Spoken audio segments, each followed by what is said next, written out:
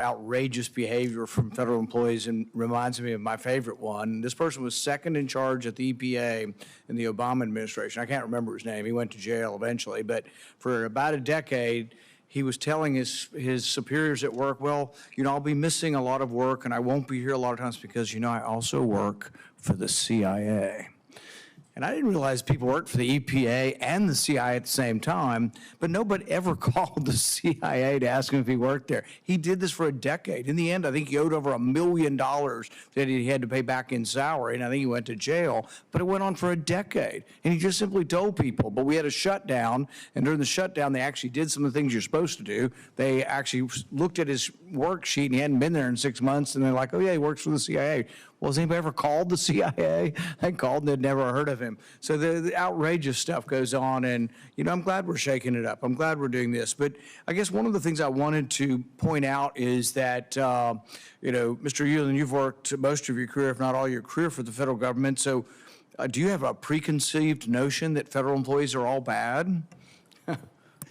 Senator, thanks for the question, and I'm here to assure you I don't work for the CIA. But I'm in my 20s, to reference Senator Moreno a little earlier. No, I don't have a preconceived notion that all federal employees are bad. And the same question for Mr. Cooper. Do you have a preconceived notion? No, I don't. And again, as we've discussed, look, this is exactly why a system of accountability matters. We want the very best people to show up every day and do their best, and we should have an environment that enables that. But it goes back to the question, the minority made this point that, well, people who are being fired have just been promoted. But if you were running a business, let's say not the government, a business, and it were losing $2 trillion a year, maybe some good people would have to be let go, right? I mean, in order to right the ship, you have to let go some people. So I don't think it's a conviction of you as a person or the Trump administration if some people who got a promotion. Plus, there is a question, were too many people being promoted, or were people being promoted to try to protect them from being fired? But it isn't, I think, a accurate assumption to say, oh, we hate all the federal employees. I'm a federal employee. There are good people who work for the federal government. And but even some good people will have to probably let go in downsizing of things. And, I just think it's important that people not go away with the message that we're all Republicans are against all federal employees. We have many good federal employees here that work for us, and that have worked in government. So I think that's not true. With regard to the concept of collective bargaining, though, we have at times through our history thought that people who provide for the military or our security, we won't have collective bargaining there because we can't have soldiers going on strike. We've had the same sort of thought with air traffic controllers, and Reagan fired them famously at one time because he said you can't just have them walk off the job. So while collective bargaining is not something I'm opposed to, in fact, I think there are some areas of our economy I'd like to see more collective bargaining for consumers on drug prices, things like that. There's ways that collectively we can drive prices down or drive wages up, if that may be. But it doesn't mean we need to have collective bargaining everywhere, the right to strike, and you have to be careful. For many, many decades, for most of the history of the country, you didn't have unions in government, and the reasoning was that government was essential. You had to have them, so you can't have government go on strike. You can't have Congress go on strike and not show up. You can't have our employees show up, and so all of our employees, as Mr. Ueland said, are at will. One of the things I've tried to do is see if there are any ways we can nibble around the corners. And I've always thought of this bill as a small bill with large sort of expectations. We call it bonuses for cost cutters. And what we try to do is take the incentives that you have in private business where you get rewarded if your company makes more money. It's hard to tell if the government makes more money, but if you could cut costs, government loses less money, and then reward those people individually. There is a little bit of this, but there isn't quite enough of it. So we have a bill called Bonuses for Cost Cutters to expand it. We've occasionally gotten some bipartisan support, often though the debate runs this way, that they say, well, that's fine, we'll give the bonus to the employee. If you're in charge of a $12 million budget and you save $1 million, we'll give you $10,000. I think that's a great idea, but they want the $1 million to still be spent.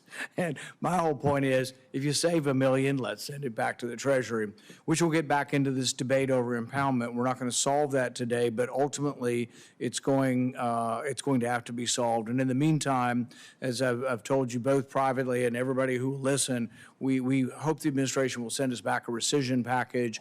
It's a special vote. It's a simple majority. Everybody talks about the budget reconciliation, all these things we can do. That's true, But there's also something called rescission that comes out of the Impoundment Act, and it's a simple majority way to cut money. The president is very popular. He won a well-deserved election, and I hope the president will use his political capital to come to us and say, you know, $2 trillion in debt, the way we get rid of it is, why don't you accept this money back, take it back.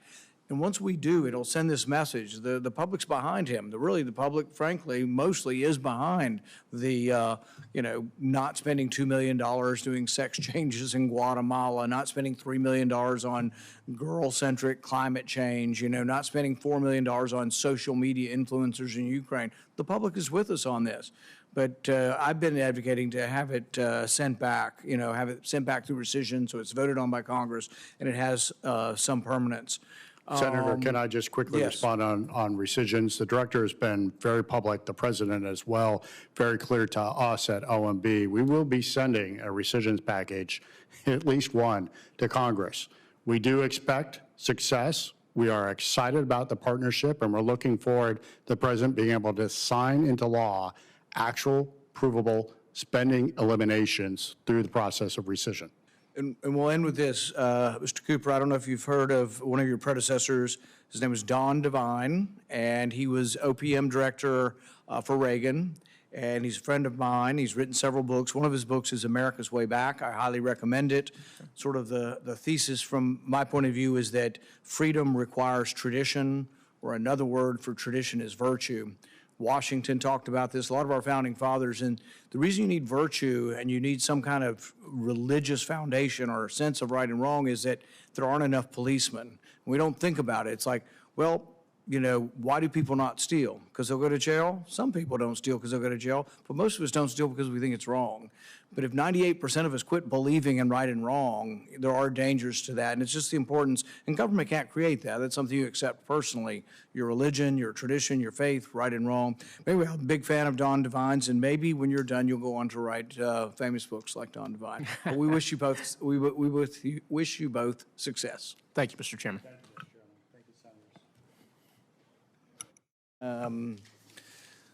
The nominees have filed responses to biographical and financial questionnaires, answered pre-hearing questions submitted by the committee, and had their financial statements reviewed by the Office of Government Ethics. Without objection, this information will be made part of the hearing record, with the exception of the financial data, which are on file with the committee. The hearing record will remain open until 5 p.m. today for the submission of statements and questions for the record. We are adjourned. Thank you very much.